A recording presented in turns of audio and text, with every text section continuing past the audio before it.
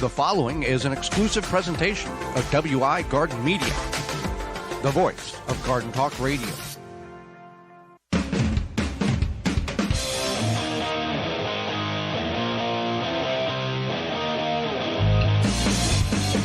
Coming up on the program today, we're going to talk about growing great tomatoes as well as spring soil prep. Our guest is author and radio garden host Doug Oster, and we'll answer your garden questions. The hour is full, so join us. You are listening to the most informationally packed hour of garden-focused radio in the country and on the internet with your host, husband and wife team Joey and Holly Baird. This is the Gardening with Joey and Holly radio show.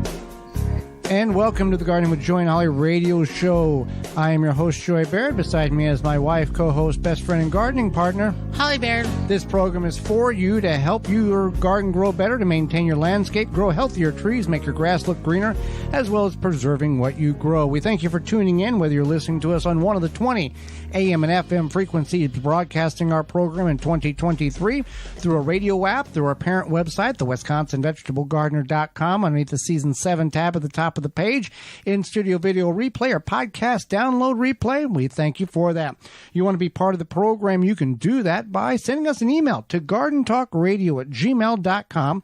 That's gardentalkradio@gmail.com, or you can give us a call, toll-free, coast-to-coast, at 1-800-927-SHOW. That's 1-800-927-7469. Well, Holly, as the spring warms up, sooner or than later, we will be planting tomatoes outside. And there's some things in which one can do in order to help make their tomatoes grow better. Absolutely. Tomato planting time will be here sooner than we know it for many of us. So you want to think about where you're going to get your tomato seeds or starts from. So maybe you started your own seeds. Maybe you ran out of time. Maybe your seeds didn't take off like you thought they would. You can go to your local garden center and you can buy your starts and you can grow them. We suggest going to a local garden center because they will have usually a better variety than a big box store, and then they'll have people there to answer questions for you. And you can plant them, the seed, directly in the ground. You don't need you don't need to transplant anything. No. Growing up, that's what we did. We just put them directly in the ground. So, but if you do choose to start them and people choose to start tomato plants in order to allow them to have a healthy plant start, and then once they put it in the ground, if it is a 90-day variety till fruit, then the clock starts once you put that transplant in the ground, not when you started it in seed pod or seed tray inside. Right. So you want to plant it deep. Yeah. So you want to plant it up to the I don't know, like what, 3 inches? 3/4 of the plant underground. And you want to look at a few things, whether it be your soil. Well, you want your soil temperature and then the long range temperature forecast. So your first 70-degree day, you don't want to just get out there and start planting tomatoes. You want to look at what's going to happen within the next week or so, and then also think about the soil, the actual where you're putting the tomatoes in the ground, in the soil. So, 6 to 8 weeks before your last average frost date, it's recommended to start seeds indoors. And then when the time is correct in your area, that's when the long-range forecast shows no more signs of frost, and the soil temperature at root zone is at minimum 50 degrees Fahrenheit at root zone, that meaning about 4 inches deep. Then it's time to plant your tomatoes after you've hardened them off. That's a whole nother process for another conversation. So you want to plant them deep, and when you plant them deep, you want to take and remove all the limbs off the stalk up 3/4 of the way up the plant and leaving the top canopy above the soil. The reason why we plant them deep is... Well, one is because tomatoes are part of the nightshade family, and if you look at a tomato plant, you'll see these little hairs poking off, and each of those hairs could be potential roots. So when you plant them deep, then those little hairs will grow or become roots, and then those will root the soil and will feed the plant. So that's one thing you want to do. Now, you may think trimming those bottom leaves off might make your plant look a little sad, and yes, but it'll catch up quickly, it'll grow. And there's some beneficial aspects of doing that, and one of them is if you've ever experienced early blight, it is very, very disappointing and sad, and this will help you prevent that. So you plant the plant deep, and as it grows, you remove the lower limbs in order to keep an air circulation and prevent splash up of the soil that contains early blight. And another way to reduce early blight, in addition to the cutting of the leaves, and is to apply whole grain yellow cornmeal. Right. So there's this bacteria that lives in your soil. There's good bacteria and all sorts of things in your soil, but the bad bacteria that causes early blight is in there, and early blight happens because the soil splashes up on the leaves of your plants. So what you do is you take whole grain yellow cornmeal, and you, at the time of planting, after you've planted your tomato, you just take a handful and sprinkle it around the base of the plant. And it has a beneficial fungi in it called trichoderma. And trichoderma just exists in whole grain yellow cornmeal. So when I say whole grain, you may have to go, when you go to the store, look for at the more organic brands. It's typically not going to be in like the store brand. You have to buy the actual brand name. And that will help stop that early blight. You just do that once when you plant them, and then about halfway through the season. And then the next step is to mulch. Mulching, whether you use chemical-free, seed-free grass clippings, straw, leaves, shredded paper, something to create a barrier between the soil and the leaves, which, one, holds the moisture in the ground as well as reduces weeds, but also prevents that soil splashing up. So in addition to the whole grain yellow cornmeal, the mulch also helps prevent early blight on your tomatoes. I want to go back and we talk about the things we put in the hole at the time of planting, because everybody, Holly, has their own formulation of what they put in that hole. It can be very complicated or it can be very simple. Right, and some people do have things that their grandparents did and their parents did and blah, blah, blah. Or maybe you have no clue and you're just doing what your neighbor told you to do and you're not really sure why. We just use an all-purpose organic fertilizer, like a 10-10-10 or within that range. Don't hurt yourself going to the store and looking for an exact 10-10-10. Sometimes it might be like an 8-10-4 or something, but just an all-purpose organic fertilizer. Anything more than a 10-10, you're going to waste money on, because there's not enough time in your growing season for the plant to absorb all the nutrients that fertilizer provides. So keep it under a 10-10-10, 4-6-8, or 4, whatever it is. Organic is best, so that the plant doesn't become dependent, and it can use what it needs at the time that it needs it. Now, all of that said and done, we need to support our plants. We need to support our tomato plants. We need to emotionally support them? Well, you can emotionally support your tomato plants if you choose Maybe to. your tomato plants emotionally support you. Right. But we need something structurally supporting of our tomato plants so they don't lie in the ground. If you do not support your tomato plants, you will lose 50% of the fruit that plant produces. Right. And yeah, you want to, whether you use a cage, a proper tomato cage, or you use something else, whether it be, some people use like those rose cages.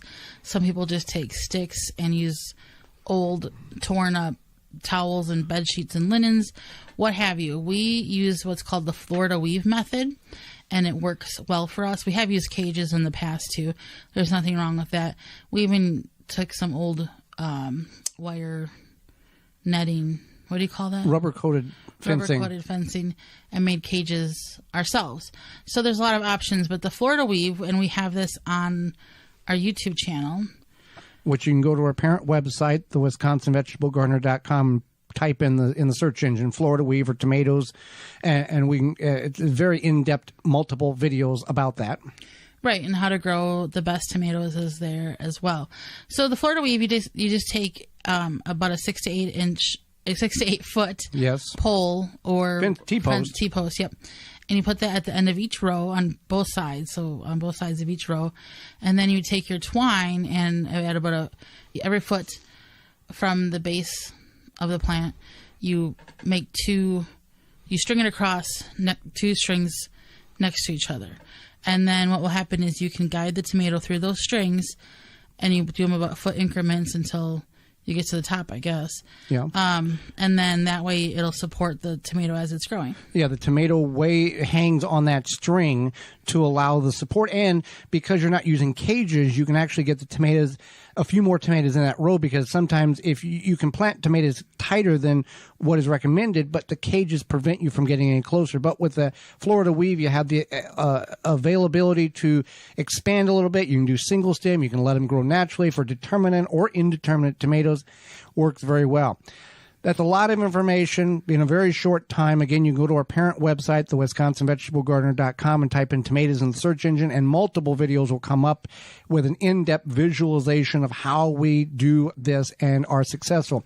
The whole grain cornmeal came from a master gardener in Texas, Bob Webster, who's a radio host and an author, and it's been phenomenal ever since we have tried it. We've done it, and we've told people to do it, and they come back a year later going, we thought you were crazy, but we've had the best tomatoes you ever had. So the yellow whole grain cornmeal for preventing early blight works very well. What also works very well, Holly, is what Walton's Incorporated has for all of us. Yeah, we brought to you today by our sponsor, Walton's Inc. We know you care about where your food comes from. Walton's Inc. has everything you need to go from the equipment, seasoning, and supplies to make sausage, jerky, and any other meat product your way to your high standards. If you want snack sticks that people will actually like and want to eat, you can go to meatjuststicks.com to help. It's a website to help educate people on the hows and whys of meat processing, as well as a community of almost 15,000 users who will give their opinion and guidance on meat processing issues. If you go to waltonsinc.com, you can find everything you need from meat grinders, mixers, sausage stuffers to help you go from animal to edible. Walton's everything but the meat. Use code GROW50 to save 10% off of orders of $50 or more at waltonsinc.com. Stay with us. When we come back, it's going to be about prepping your soil for spring. You're tuned in to the Gardening with Joey and Holly radio show. Give Joey and Holly a call now or anytime 24/7. Just dial 1-800-927-SHOW. If you can't get through, leave a message and they will call you back. Call now, 1-800-927-SHOW. Grip 6 produces American-made products with sleek designs and quality materials. Based and manufactured in Utah, they have high-quality and durable products to last a lifetime. They are built beyond tough. The wallets are low-profile, made out of high-quality aluminum, and options to upgrade. Access your cards and cash without bulk. Guaranteed to last a lifetime.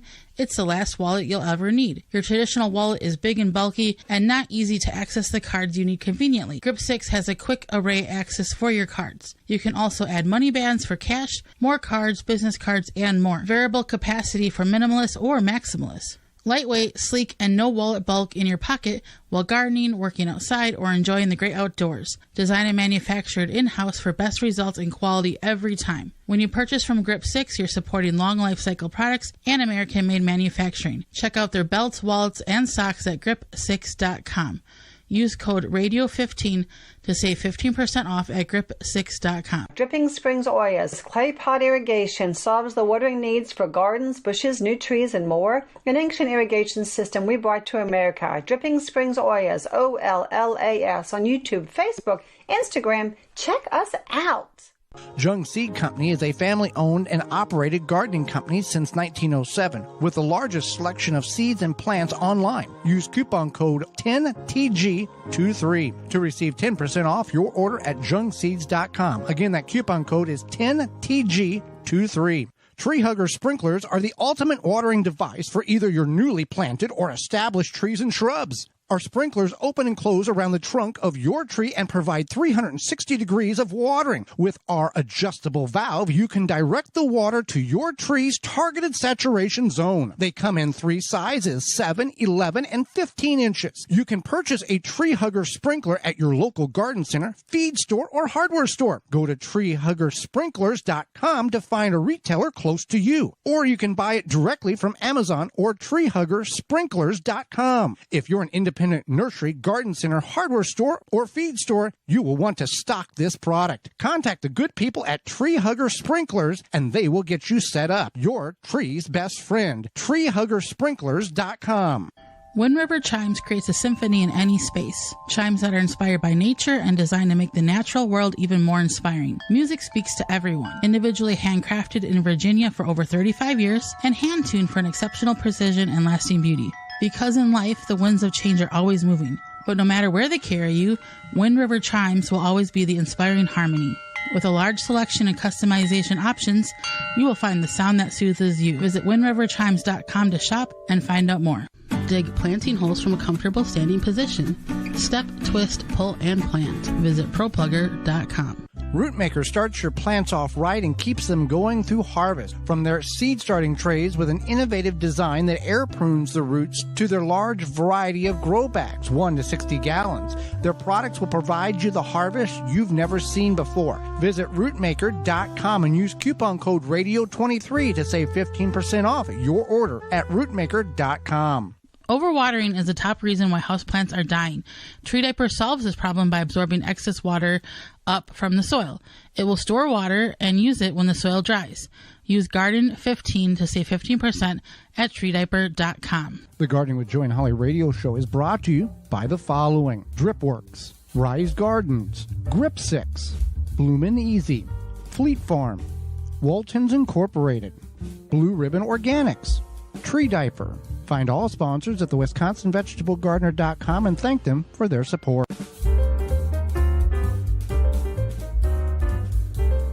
Welcome back to the Gardening with Joy and Holly radio show. Happy you're with us today. Farm Defense, Holly. Farm and garden in the ultimate comfort. Farmer's Defense has a lightweight, durable sleeves made to protect you against the elements while farming. Farmer's sleeves offer unparalleled protection of arms and skin for any farmer, gardener, or outdoor worker. Say goodbye to irritated skins and sunburns in the garden. Their sleeves are cooling, and they offer comfort and protection against the elements outdoors. It's an alternative to thick clothing. Farmer's Defense is made of wicking material with a UBF protection factor 50+ to protect your arms from allergens and scratches. To find all their great products, you can visit farmersdefense.com. We got ours. So, spring soil prep, Holly. Some people who are new to gardening may not know exactly when or what or how to prepare their soil for spring, and they may make the mistakes because they just don't know any better. So we're going to go over some of these tips in which you can better your garden by following them. Yeah, so I think the first one is not to start too early, in the sense that if it's muddy and you're like, well, normally around this time is when I start my garden, right, so I'm just going to go at it. This is not a farm. You don't have 5,000 acres to get in the ground. You don't have to mud it in. Right. And I feel like we've had even muddier springs than, I don't know, normal 5 years ago. And sometimes you just have to wait. And I know that's frustrating. You're like, I want to get out there. Then find some other yard duty to do. Grow in containers. What is the reason why we don't want to mud it in? What happens if we try to mud it in? So first of all, you're really disturbing a lot of the ecosystem of the soil when you are trying to mud it in. And second of all, a lot of those seeds that you plant are going to rot anyway. Yeah, it could be too cold and the seeds are not going to germinate. So you want to, with the proper time for soil disturbance, if you are going to use a mantis tiller and till the soil or disturb the soil, is when you can take the soil and put it in your hand, create a ball of soil and touch it with a finger, your other hand, and it'll break apart. It'll break apart there's a little amount of moisture in there. It's not too dry. It's not too wet. It breaks apart. It's very pliable in your hand.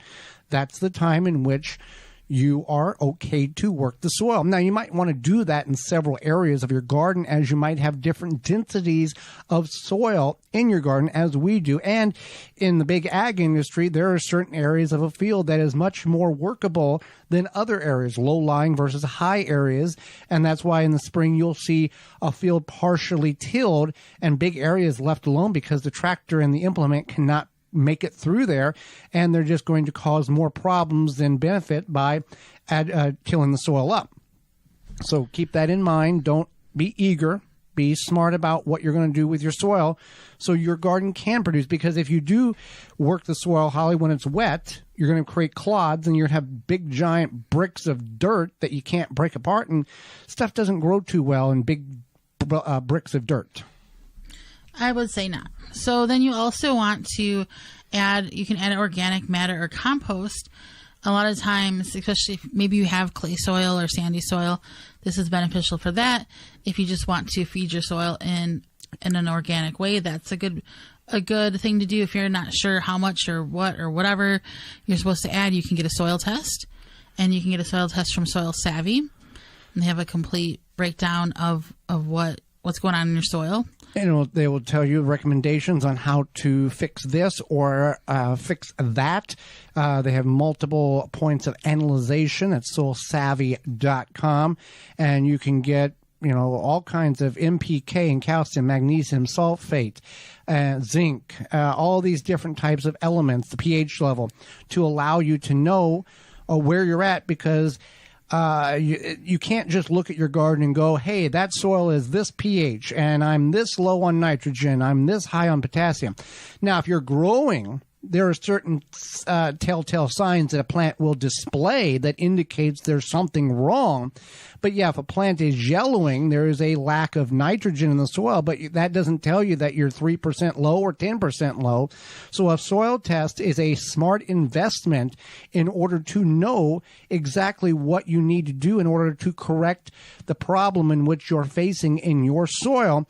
Because if you're just guessing, you're guessing wrong and buying more of something or not buying enough of the other thing and actually damaging more of the soil and taking longer to fix it once you do get a soil test. So that's soilsavvy.com is where you can get that soil test at. Yeah, lots of good soil tips there. Another one is to leave the roots. So if you have... What do you mean, leave the roots? Leave the roots. We're not talking about weeds. We're talking about... We're talking about, say you didn't pull your tomato plants out last fall or whatever, just leave them in there. You can even just knock them down. They're just going to add organic matter to your soil. Corn stalks. Yeah, corn stalks, etc. Whatever you got. Unless the plant was diseased... diseased. I'm thinking powdery mildew on squashes or pumpkins. Yeah, something like that, or even just like a blight situation. Yeah. You want to, or that one rusty bean rust. Yeah. Yeah, so unless the plant was diseased, you can just go ahead and knock it down. It'll break down pretty quickly, and then that will just feed your soil a bit more. And it will also open up cavities in the soil for moisture to penetrate down and get more water into that upper layer of the soil. And the worms will like it. Yeah, the worms will help break down that as well based on, how many worms you have and that organic matter. And, that's the same type of concept that in agriculture, they use implements that have long teeth in order to cut deep into the fields to open up pockets to let spring rainwater to get in to raise that water table to get that soil moist and allow it to hold and wick back up as the summer months, the heat kicks in. So leave the roots. Now, spreading manure. If you have the availability, there's certain animal byproducts in which you can use right off the animal. You don't have to wait for it to age. We've talked about this on the program a number of times. Horse manure, cow manure, pig manure, those type of things have to be aged. There's a number of other ones that have to be aged. But also, knowing the source, Holly, can save your garden. Just save your garden. Right. So as things evolve here in our world, a lot of farmers, etc., use aggressive herbicide. I don't think it's their fault. It's not their fault. No, it's not their fault. It's like a broadleaf herbicide. Yes. And what does a broadleaf herbicide do? It kills everything except for grasses. Your thistles, your lamb's quarter, your dandelions, anything, your bordocks, anything that's not a grass, it is designed to absorb into the plant and kill it. So the field or the pasture is pure grass, which is ideal fodder or feed for cows and horses. Right. So your neighbor or your neighbor's neighbor, Jimmy John down the road is like, hey, I got this aged horse manure. And I know it's free. I know you're a gardener and it's really great for gardening. All my gardener friends just have enjoyed it, blah, blah, blah, or whatever. But maybe Farmer Jimmy John switched to one of these aggressive herbicides. Not knowing because, that's not his concern. Right, because what he was using before wasn't working because in some levels, the weeds became super weeds and became resistant to the chemicals in which was being applied.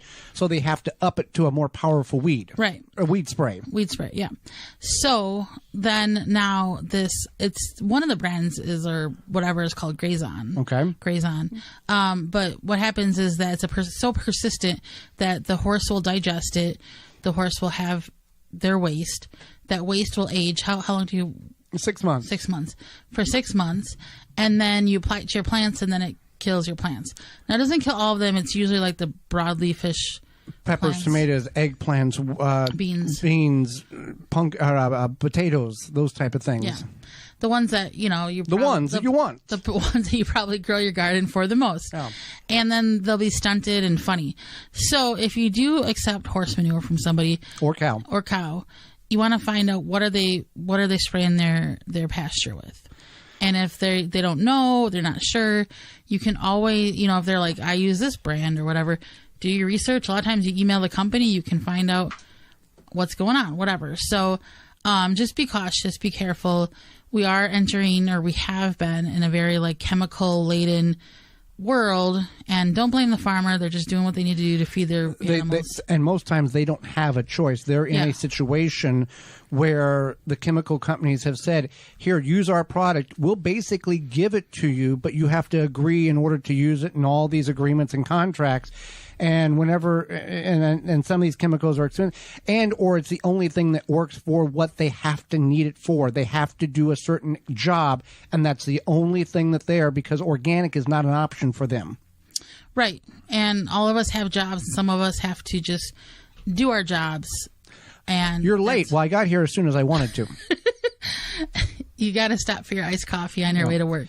Well, if you don't have the option or choose not to do manure, you can save the leaves in the fall. You might still have leaves on the ground if you are a fortunate procrastinator and didn't clean the leaves up. You may still have a lot available for you to use as a mulch, whether you grind it up through a leaf mulch or vacuum it up or mulch it up through the lawnmower in a bagger, and you can utilize that as a mulch, and it will feed the soil. Now it'll break down. It'll break down within 2 months and feed the soil and dissipate, and it'll go in the soil. But it's a great alternative to other options, and a safe one, because it is a plant based on your own property that you are using for the benefit of your garden.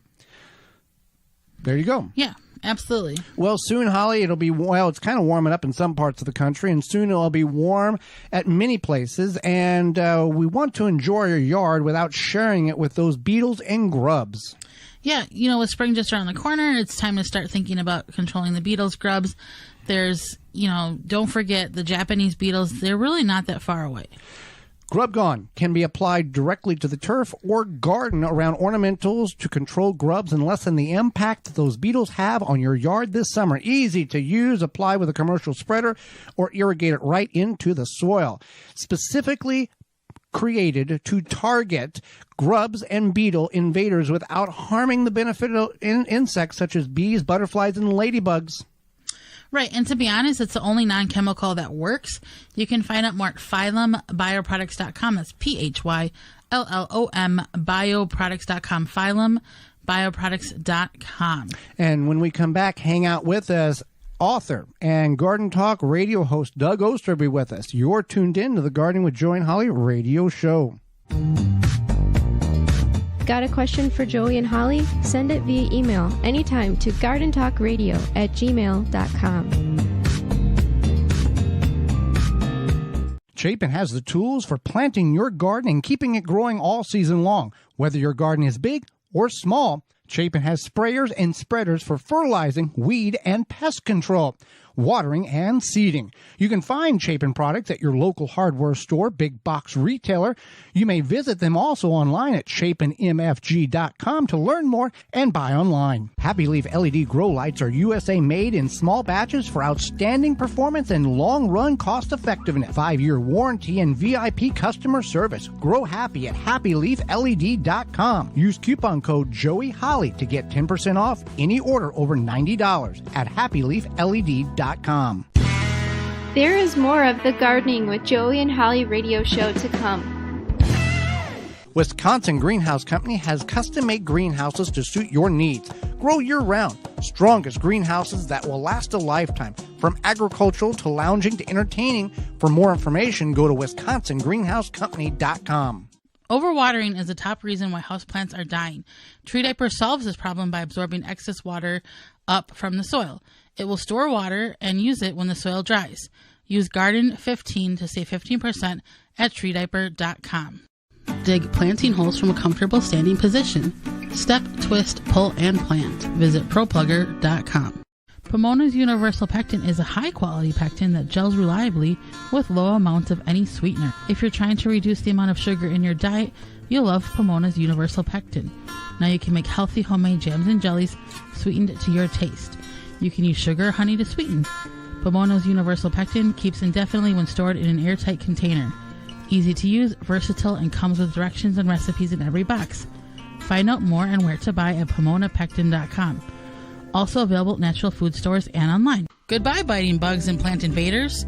No More Bugs by Naturally Green Products is your answer. A product pioneered by the USDA in 14 years in business, No More Bugs has been a favorite by consumers across the country. More than a repellent, it is safe for you, your plants, pets, and home. Visit nomorebugs.net. Free shipping on orders over $50. Use code FREESHIP4ME. Make watering easy. DripWorks provides quality drip irrigation supplies and equipment to gardeners just like you for all your growing needs across the U.S. and Canada. Purchase online at dripworks.com. Head into Fleet Farm where you'll find everything you need. From tires to tree stands, drills to dog food, toys to tools, they've got it all. You can save even more at Fleet Farm when you join the Fleet Rewards loyalty program. You get exclusive offers and it's free to sign up. Get everything you need at a low fleet price. Shop in store or online today at Fleet Farm.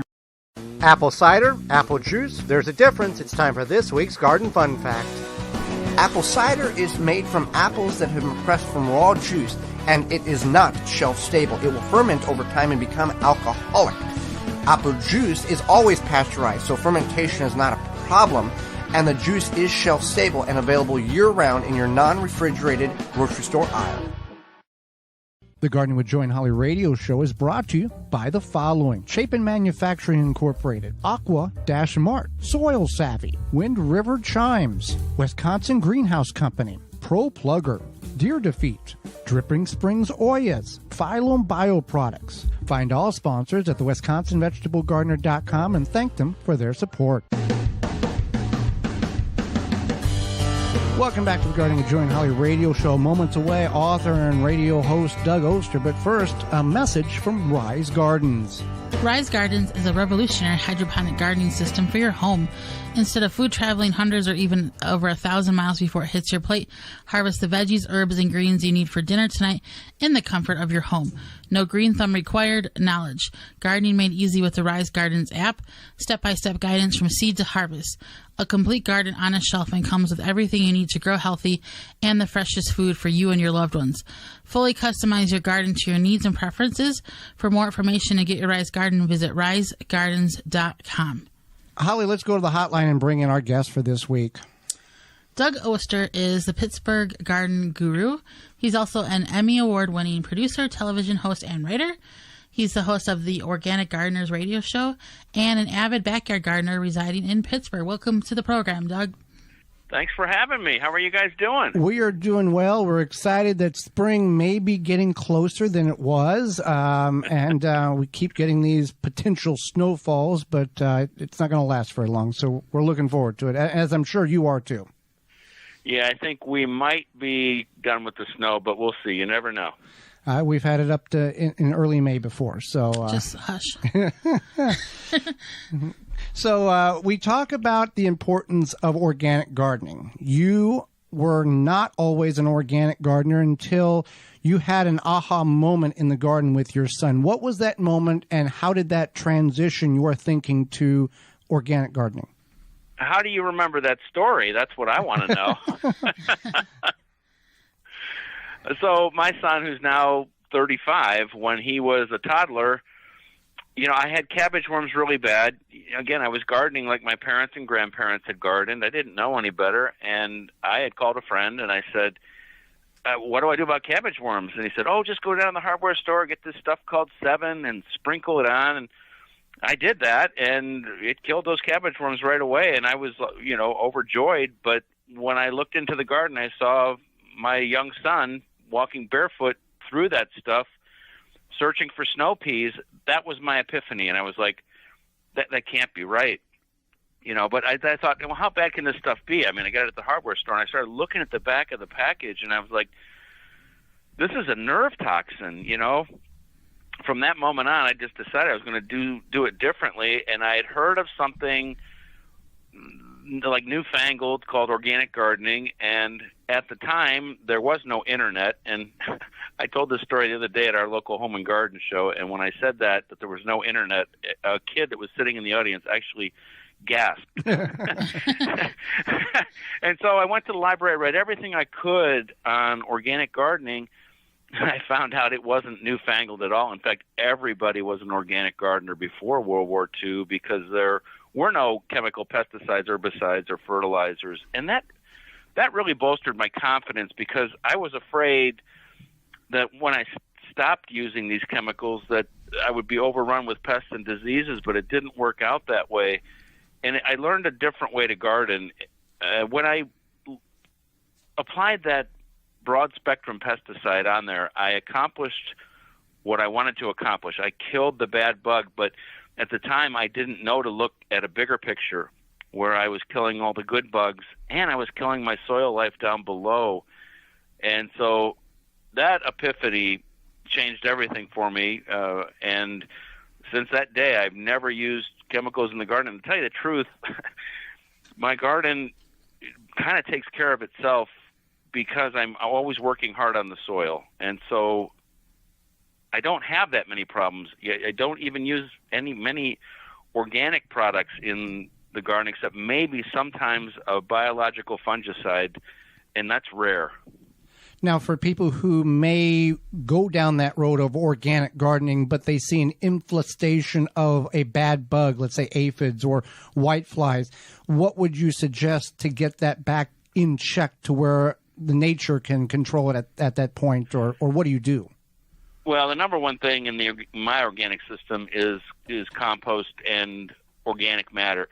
Always, whenever I'm planting anything, I'm adding organic matter in the form of compost that I make, or it could be compost by the bag. It could be compost by the truckload. Here around the Pittsburgh area, they give away compost that the municipalities make out of our leaves, and it's great stuff. So by doing that, the first step is by improving that soil, the plants are getting everything they need from the compost. All I want to do is I want to dig my planting hole. I want to improve it with as much compost as I can, put the plant in, mulch it, water it, and let it do its thing. After that, we'll always have problems in the garden. And, I answer questions all day long about especially aphids. When I see an infestation of aphids, that plant isn't happy. And so that's the first thing. But then for dealing with whatever the pest is, we specifically target that pest in a way that we're not going to disrupt the whole cycle of nature like I did when I threw that 7 down. And so there's specific things. So aphids, first thing, you blow them off the plant with a hose. It's really hard for them to get back up. If you have a real infestation, horticultural oil, insecticidal soap, things that are safe for us, safe for our families, and safe for people that live downstream. Same thing with the whiteflies. My tomatoes at the end of the season, when they get crowded, sometimes you'll start to see some whiteflies at the end of the season. No big deal. If it's early in the season, again, same sort of thing. Horticultural oil, insecticidal soap, but it's not just one application. You've got to get it on the insect itself, which means under the leaves. And when we take these different steps, whatever they might be, whether it's a sucking insect like an aphid or a chewing insect like a Japanese beetle, when we take an action that is specifically targeted at them, we'll allow the good bugs to do what they do. And again, not using chemicals in the garden, the birds are eating things and it's not hurting them. The pollinators are happy and they are helping you garden. And so by doing this, we're just letting the good bugs and nature take its course and help us garden. That's the idea. So kind of springing off the natural gardening, natural way of gardening, our listeners know that we encourage minimal soil disturbance and we don't till. You follow that same practice. What are your reasons for not tilling, and why do you encourage your listeners yourself not to till?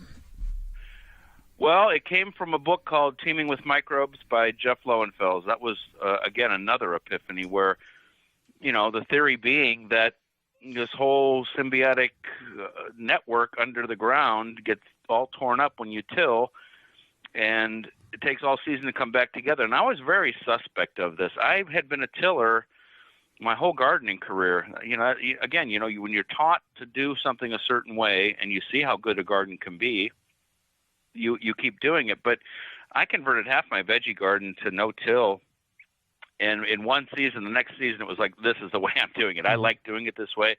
I'm not sure if it's any easier because, again, every time at the end of the season, I'm putting a couple inches of compost on. Then again in the spring, so I'm spending a lot of time, from where my driveway is to where my garden is about 800 yards. So it's a long run with that wheelbarrow. And I also, I encourage people to not to till, but I also tell them you don't have to feel bad if that's what you want to do. I always say that there's 100 different ways to do every gardening job, and if it works for you, then it's right. I don't want to be on a soapbox, and say this is the only way to do it. I find it a very wonderful and a great way to grow, and for me, it's the right thing. And I encourage people to no-till, but there's some people that just are never going to make that transition, and I don't want to make them feel guilty about that. Right. What are your top 3 tips for people to save space in an urban setting? I know many of your listeners on your radio show and ours are in urban and very tight confinements. What do you suggest to maximize what they have available? Well, the first thing would be what people have been telling me for 50 years. Grow up. And that means grow vertically. And I do a lot of that, even though this is interesting how this would work both for small spaces, but I'm on 4 acres. I'm 7 miles north of Pittsburgh, and I'm on 4 acres, mostly wooded, with a 30 by 40 vegetable garden. I want to grow more stuff. And I think anybody does, no matter what kind of garden they're at. And that vertical growing really makes a big difference. When you take those vine crops or whatever it is, anything that can climb, and move it up as opposed to letting it ramble. Secondly, of course, containers. But whenever I talk containers with people, I always say bigger is better. Containers, when you're in April, May, and you're getting lots of rain, you're thinking, boy, this was a great idea to have containers. In July, you're thinking, this was an awful idea to have containers, right? Because I've got to be out there watering every day. More mass means less watering. And so, depending on your space, the bigger container you can use, in my opinion, is going to be better for you. And then also looking for varieties that don't go crazy and grow huge. In the case of, if you're growing tomatoes, you have a very small space and you want to do them in containers, you need the big container because tomatoes, if they dry out, we all know this, they get blossom end rot. So we got to keep water on them. But something like a super bush that gives you a decent sized tomato but doesn't have the vines that will get 8 feet tall eventually. I think those 3 things for me for urban gardens. And then actually, can I go to a 4th thing? Yeah, go ahead. Use your imagination in your space and look at it carefully and think, that wall would actually be a great place to put my peppers next to, because the sun hits that wall and heats it up. And I could put an actual kind of a big raised bed right behind there, and I could put a little thing on the side where I could sit, and I'd have 6 pepper plants in there, and they would go nuts there. So just use your imagination. And that's one of the things about gardening. It's supposed to be fun, and if it's not fun, you really have to look at it and say, do I need to scale back? Do I need to grow different things? I think we've all been through this, where I certainly have, where I've bitten off more than I can chew. And I've had to, in my landscape, I've had to let things go back to the woods. Let the woods take it over, and everything does what it can. And I'm so much happier because I've figured out my comfort zone where I can take care of this. And as I get older, I can do less and less, and I keep adding more and more benches to get from one place to the next in the garden. So I sit here for a little bit, and actually, as I get older, I spend more time thinking about what I want to do in the garden. I sit in those benches, and I watch the chipmunks do their thing, or I listen to the fountain, and I ponder, much longer than I used to. When I was younger, I was just, let's go do it. Let's get to work, and we're going to make a new bed and this and that. I think about it more carefully, and I really do enjoy my time just sitting in the garden. Fantastic. So we are often learning from our followers and listeners. What is something that you've learned maybe recently or just along the way that really stuck out to you? Maybe something you felt, this listener just told me about this, but I should have already known this, or just a random tip. That's a good question. I guess for me, first off, many times it's varieties, whether it's a red envy daffodil, I'm a daffodil fanatic, or a different type of tomato. But I think the technique that I use the most now, that I learned from somebody I bumped into at the Home and Garden Show, is horizontal planting of tomatoes, something I never would have thought of. Again, you kind of get blinders on sometimes. I was taught to plant tomatoes a certain way. And when I learned the horizontal planting technique, where you have a decent-sized plant, you're stripping off the bottom leaves, you're just making a shallow trench, and you're just leaving the top of the plant as is and gently putting into that little spot there and covering it with compost and mulch. And you have to know where your stake's going in, because if you pound that stake right through the stem, that's not going to be a good thing.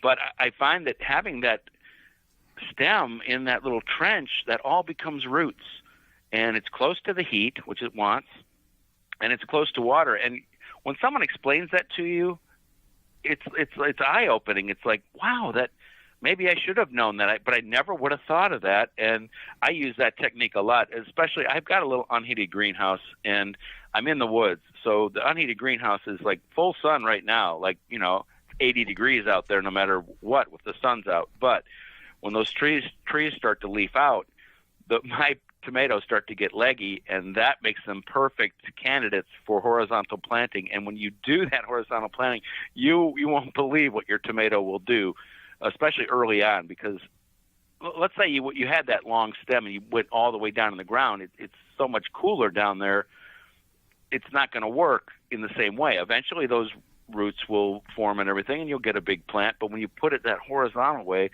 like I said, it's close to the warmth, close to any water or liquid fertilizer you'd put on, and they just go nuts that way. So that was a great one. But I learn from people that I meet gardening every day. You learn something from them. For me, I really encourage people. I love to hear their stories about how they were brought into the world of gardening, and what, we're in daffodil season here right now, and so we talk a lot about daffodils, and so many people have these memories of daffodils, that harken back to people that they know or people that they knew. And that's the part of gardening and interacting with these people that I love the most, is hearing about how they're moved by these plants, and how these plants bring back so many memories. Well, Doug, we greatly appreciate the time you've offered to Holly and myself and all of our listeners, and the knowledge you shared with us. How can our listeners find out more about you and the books that you have written? Everything's at DougOster.com. It's very easy to find, and I answer garden questions all day long. I consider that my job. So if you have a question, you just hit that contact button. And if you don't get an answer, that means I didn't see it. Don't be afraid to send that contact or that email again, because I love that part of it. I love doing that. I love trying to help people in any way I can. And like we all do, we all learn from these people, too, when they contact us. Absolutely. Hey, thanks so much for having me on. It was so much fun to talk to you guys again. And I love the Instagram feed. Thank you. Thank you. And when we come back, it's going to be your garden questions, our garden answers. You are tuned in to the Gardening with Joey and Holly radio show. Have a garden question? Give Joey and Holly a call now or anytime 24/7. Just dial 1-800-927-SHOW. If you can't get through, leave a message and they will call you back. Call now 1-800-927-SHOW. Dripping Springs Oyas clay pot irrigation solves the watering needs for gardens, bushes, new trees, and more. An ancient irrigation system we brought to America. Dripping Springs Oyas, OLLAS, on YouTube, Facebook, Instagram. Check us out. Mantis tillers, the premium long-lasting gas-powered tillers, are the perfect solution for any garden. This Mantis machine is available with 2 or 4 cycle engines with a 19-inch or 16-inch tilling width. Your DIY companion in your garden and your lawn converts easily for edging, aerating, and more with optional attachments. Find details at mantis.com. Deer Defeat is an all-natural based animal repellent to keep deer and rabbits away from your valuable plants that is odorless after 30 minutes and dries clear. It creates a continuous, invisible shield to protect your plants. Works for 30 days through rain, snow, and freeze. Will not clog your sprayer. Apply to your property without environmental damage. You can spray directly onto your plants up to flowering, then apply around your plants to continue protection. No need to reapply. Money back guarantee. To purchase, go to deerdefeat.com and use coupon code RADIO to save 10% off your order. Garden like a pro in 3 easy steps and receive customized fertilizer recommendations for your garden or lawn. Soil Savvy helps you determine what nutrients your plants need to thrive. Never again over-apply nutrients they don't need. A patented process that makes you a smart gardener. To get your soil test kit, go to mysoilsavvy.com. Aqua-mart.com has everything you need for eye-pleasing outdoor water features on your property. For over 25 years, we've been creating and field testing beautiful water features in order to provide you with the most reliable products and best value in the industry. From easy-to-install pond and water fill kits to pumps, fish food, and more, you'll find everything you need to install and maintain a naturally balanced water feature in your yard. Make your backyard a true oasis and maintain it well. Visit aqua-mart.com to shop for all your needs. Spring, the season of renewal, an unexpected house guest, none the worse perhaps than ants. And I'm not talking about great Aunt Mabel. When you need to get rid of ants fast, you need Rescue Ant Baits. Rescue Ant Baits are pre-baited, child-resistant, and ready to use right out of the box. No sticky liquid, no mess. Made in the USA by the makers of the popular Rescue Fly and Yellow Jacket traps. Learn more at rescue.com. That's rescue.com. The Gardening with Joy and Holly radio show is brought to you by the following: Happy Leaf LED, Root Maker, Jung Seeds, Tree Hugger Sprinklers, Verlo Mattresses, Farmer's Defense, Pomona Universal Pectin, Natural Green Products, Mantis Tillers. Find all sponsors at the WisconsinVegetableGardener.com and thank them for their support. Welcome back to the Gardening with Joy and Holly radio show. Happy that you are with us today. It's time for our Your Questions Are Answered. You got a question, you can send it on over to gardentalkradio@gmail.com and we will get an answer to your question at gardentalkradio@gmail.com, or you can give us a call toll free coast to coast at 1-800-927-SHOW. That's 1-800-927-7469. This question is sponsored by Fleet Farm and fleetfarm.com. I have a hard time growing pumpkins. Do you have any tips, advice? Well, if you want a long season, if you're in the northern portions of the United States, it can be a little more of a challenge. Most of the pumpkins in which we purchase typically come from Illinois and Indiana in the southern areas. Or in those states in general. Full sun, long season, warm area of the garden, lots of enriched soil, and consistent watering and mulch will help build the plant in order to produce. Once your pumpkin plant is producing flowers and starts to bear fruit, or the pumpkins, you want to remove all but about 2, maybe 3 pumpkin on the whole plant. It may produce 6 or 7 or 8, but it's not going to be able to mature them. You want to cut and physically remove those until you have about 2 or 3 on the plant so it can focus all of its energy on those fruit, and you can have nice pumpkins. All right, Holly, my tomato seedlings are turning yellow. What can I do?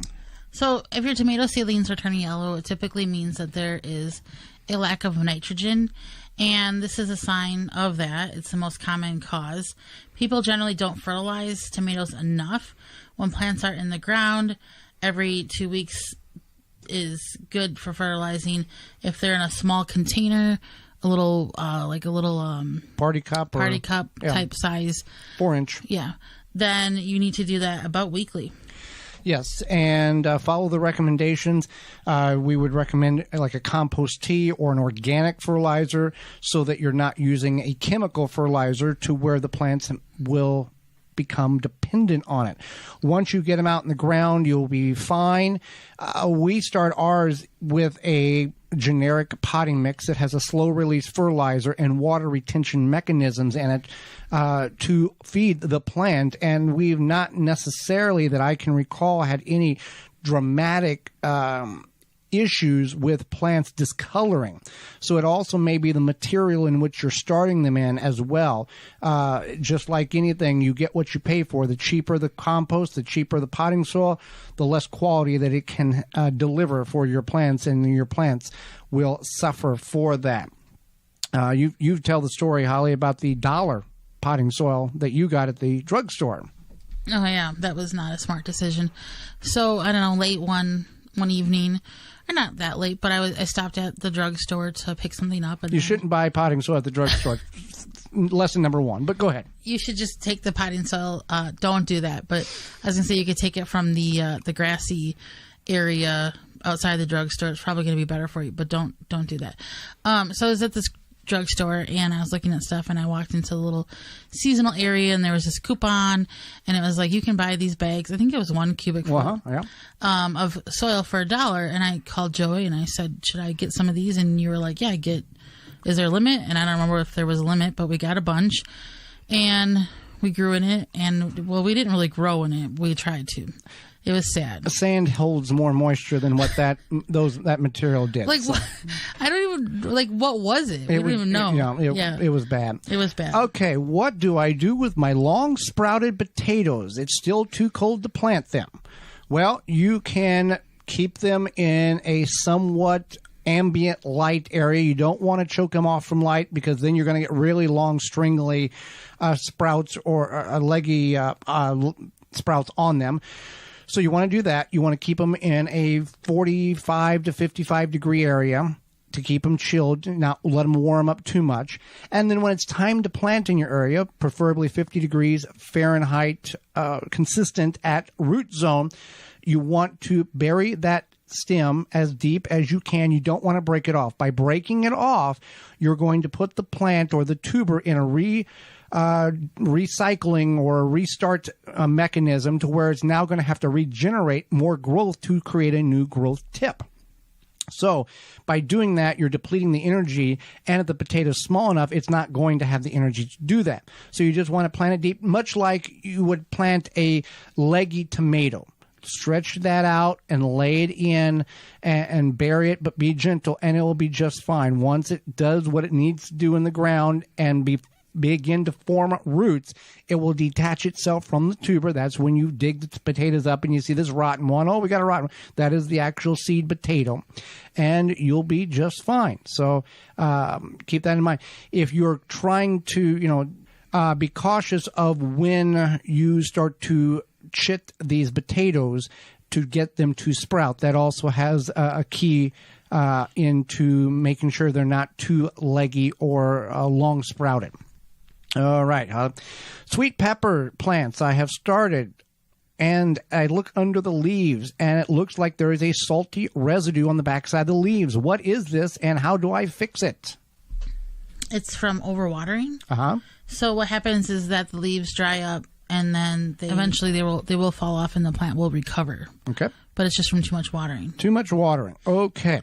Well, with that, we are out of time, and we thank you for yours. Did you miss any portion of the program today or would like to revisit it? You can certainly do that by going to our parent website, which is the WisconsinVegetableGardener.com, and clicking on the Season 7 tab at the top of the page. Or you can send us an email to gardentalkradio@gmail.com, and we will send you a link to the program. Tune in next week to the program where we'll be discussing cool season vegetables that you can grow in your garden, as well as mistakes to avoid when in your garden. Our guest is author Kathy Jentz, and we'll answer more of your garden questions. So until next week, for Holly Baird, I'm Joy Baird, and we will see you in the garden.